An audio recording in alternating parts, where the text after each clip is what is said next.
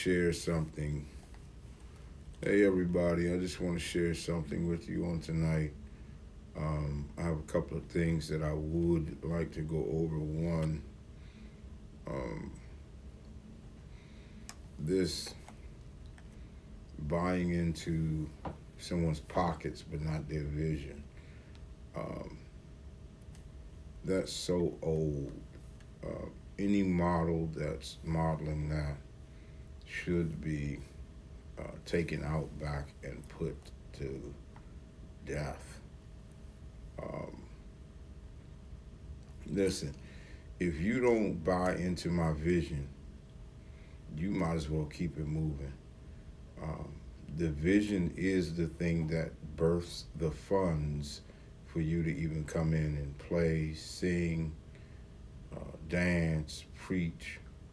Um, so I don't even know why we're still hiring people who blatantly tell you, I don't believe in your vision enough to join your team. It's a waste of time. Um, I Let me be 100% clear. Every white church I know, their ministerial staff is a member of their church. Um, their uh, Christian educators are members of their church. Even their daycare workers are members of their church. Their minister of music is a member of their church. Black churches are the only churches that will hire somebody and not require them to be a member of the team. How are you going to play for the Pittsburgh Steelers or be the head coach of the Pittsburgh Steelers and wear Philadelphia Eagles gear to the games? Doesn't work. It's not personal. It just doesn't work. So I would never hire anybody who didn't believe in the vision enough in our house to join the team. Having said that, there are still black churches out here operating like that, if black church is a thing. But sadly, our brothers and sisters won't go to a white church that, and with that mentality, they will join there um, and won't join their brothers and sisters in ministry, which to me tells you all you need to know, that that person doesn't believe in your vision, they just believe in your money and what you can do for them. Interesting enough, that means they have no intentions on sowing into the vision. Those days are over, man. This is straight talk, but those days are over. Ain't nobody spending no money on you and you not willing to invest anything in them. Not going to happen. It's not even like that in the streets. So I don't know why we come to church with that kind of mentality. Two, on Straight Talk tonight, I need to help y'all again. Stop picking and choosing the things you want to make available to your pastor, who has the resources, the time, the talent, the friends, the connections to make things happen for you. Don't just insert your pastor like a piece of paper in a program. I guarantee you, I've made that mistake before. It doesn't work. You don't have to do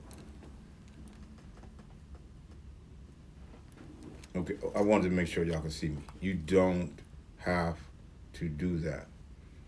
Talk with your pastor. Spend time with your pastor if you can. Stop taking the connections and the camaraderie and the friendships for granted. Don't make your pastor be a behind because you can't handle not having that door slammed in your face where you got to go through somebody to get to him. Because as soon as that happens, then you're going to be beefing because you got to go through somebody to get to him, and then I'm leaving, I'm going somewhere else. Stop that. Respect that man or that woman from day one, and dare I say, respect whatever. Okay, Respect that church you are affiliated with. Stop saying, "Oh well, I'm just there because." That's rude. No, you're there because you're being fit. People that used to kill me. Well, you down there with KB and them. Yeah, man. But I'm just there because. You're just there because of what? Stop acting like we're invalids and you're helping us out. Anybody who's spiritually connected, trust me, you're getting something from them. Stop acting like, oh, I'm just down there to help them. Yo, can I say something that's gonna crush some people's feelings? Negro, we don't need your help like that. We're not an invalid. We're absolutely doing something for each other. It's what's called partnership. It's what's called relationship. That's why it's called spiritual covering. And I know that I'm off the hook now. I know that I'm different now. I'm deliberately different. I don't want to have the Baptist coat of old. Not that there's anything wrong with that, but I don't want to have it because God called me to a different kind of people. Okay? He called me to pastor a different kind of people. Um, yeah. So those kinds of folk who can't escape the antiquation of uh, church and ministry, first of all, I'm telling you now, step your game up or you're going to be left behind. Nobody wants to hear all of that old rhetoric and dogma of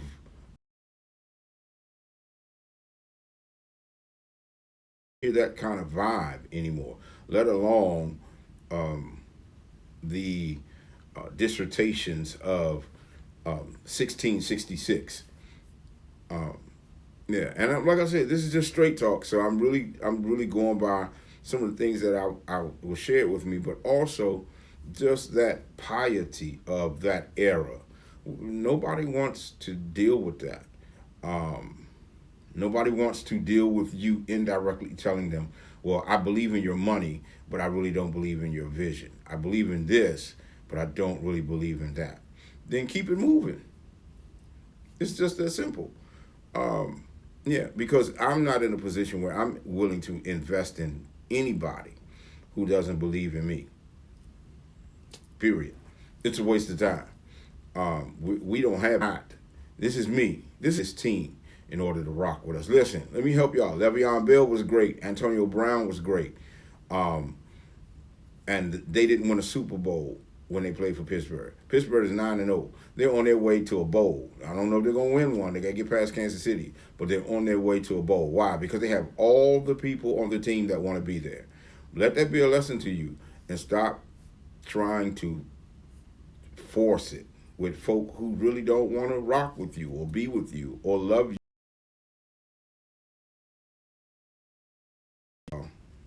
I'm praying for y'all. I'm really praying for y'all. I don't just mean, hey, I'm praying for you. I mean I'm praying for y'all. The devil is really attacking not only the church but people, especially the committed. Um, I just got a text from one of our leaders at the church who shared with me how they should be gone based upon what was found in the house and how things weren't right, that they should be dead. And so that will be our third service in a matter of 6 or 7 weeks. Um, the devil is when you're doing it and you're doing it outside the box and you're really reaching people beyond the scope of church and the boundaries of what you can see in the confounds of being trapped in this box and having to do it like this. When you finally say, you know what, forget that, we're just doing this the way God has given it to us, and people buy in. um Terry has bought in, Ashley has bought it, when Leah has bought in, people who buy in and they're sharing it and they're texting it, and my cousin Tasha has bought in. I got cousins down south. um Quan has bought in, you know what I'm saying? Pat's bought in. My cousin Lynn, my cousin Edwina has bought in and is like, I want to be a member. How do I join? I'm like, babe, you can join online. That's just where we are now. People are buying in. The devil is mad. We have people joining astronomically online. And I'm not turning folk away because they're joining our church online. I'm just like, hey, we're giving you online church. You're an online member. Um, I'm not trying to be profound and all that. I'm just trying to reach people and say what people really need to hear and what they're thinking. And people are thinking, yo, I don't want all of that drama and all of that other stuff. You know what I want? I just want a pastor who's going to be authentic, keep it real with me, and encourage me, answer my call when I call, rock out with me, support me, and I'll be there for him. Listen, when you get to that level where you remove all the barriers, listen, my church, I'll be honest with you, we are in an awesome space and place right now. And I'm talking about the home front, the Waldorf campus, home front. Um, and we're running about 8 to 10 people each week, but we're in a great place. Shout out to Darlette, shout out to Alvin, shout out to Sean, shout out to Curtis. They check in on me. Um, Todd Cross, I got people, shoot, Gwen. Everybody's just pouring out love on one another. And so the devil is trying to mess that up, y'all. So be encouraged. Don't get discouraged because the devil is trying his hand to discourage you. It's a distraction. On Sunday, we had wonderful worship, but we have never had mic issues. The mics were going crazy. They were going all over the place. They were squealing. We got mic issues. I'm telling you, the devil is mad because you are breaking the boundaries of what people believe church had to be. Yo, I am excited for you. The people who are under attack, our leadership, first of all, I'm praying for you. I'll pray for you tonight. You are protected and covered, but I already said that. And so the should be is where we shout, because I should be dead, but you're not. You see what I'm saying? I should have lost my mind, but you didn't. I shouldn't have anything to eat, but you do. I should be broke, but you aren't. You might be broken, but you're not broke. You'll get that in a second. And so I need you to understand on tonight on Straight Talk, and I don't know who else I'm talking to, but listen, you don't have to be in this dispensation, in this season, in this COVID, in this pandemic without a pastor. I know a bunch of pastors doing it this way. You can reach out to me or reach out to one of my members at sflcnation@gmail.com, or you can check us out on the website, www.standardforlifechurch.org. Again, that's www.standardforlifechurch.org, and join our ministry online. You don't have to leave your home. I promise you, you're going to get a word. Someone's going to text you. If you get in our crew app, we laugh, we joke, we do voice messages to one another. We text back and forth. And when we really want to see one another, we have drive-in church, and watch this, we Zoom. We Zoom sometimes just to laugh and joke with one another. I call meetings just so we can laugh and joke. I'm telling you, church has changed, and church has left the building. Woo! Let me say it again. Church has changed, and church has left the building. So if you're looking for a church home, Straight Talk tonight is for you. And you're tired of all of the boxed in, oh God, and the foolishness. We're not here for any foolishness. We're done with that. We're in a place where we're honestly saying, let's just touch bases. Let's connect. Let's get serious about God. Let's do ministry, not for the sake of doing it, but for the sake of helping others. Standard for Life is the church for you. I'm out.